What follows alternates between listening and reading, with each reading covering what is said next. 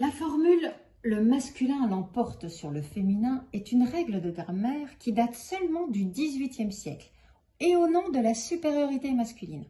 Avant cela, c'était la règle de la proximité qui prévalait, comme en grec ou en latin. Une langue vivante, elle n'est jamais figée, comme son nom l'indique. Ou alors, nous parlerions encore la langue de Rabelais, Ronsard ou Corneille.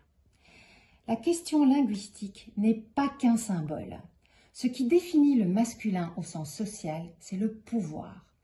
Du père de famille au père de la nation, en passant par Dieu le Père, le pouvoir a été construit comme un attribut exclusivement masculin. Du coup, lorsque l'on a finalement accepté que des femmes accèdent au pouvoir, on a exigé d'elles qu'elles deviennent symboliquement des hommes.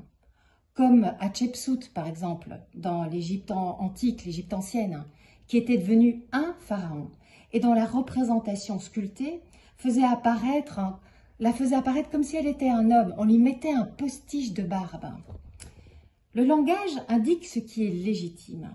Le genre du pouvoir étant masculin, il se doit de se prononcer au masculin.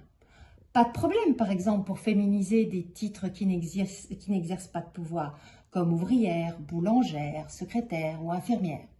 Mais c'est beaucoup plus controversé pour doctoresse, directrice, autrice, entrepreneuse.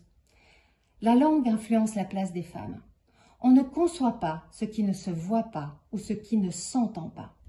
Si on veut que les filles osent tous les métiers et toutes les fonctions, il est absolument nécessaire qu'elles puissent au moins l'entendre. La nouvelle place des femmes et le respect de nos valeurs d'égalité devraient pouvoir désormais enfin influencer la langue. Cette langue et cette écriture doivent être respectueuses en donnant la même visibilité, donc la même dignité aux femmes qu'aux hommes. Le H majuscule des droits de l'homme, par exemple, eh bien c'est une insulte faite aux femmes, sérieusement.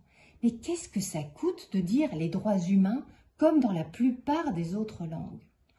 Ou d'ajouter « chère consoeur » à la formule « cher confrère ».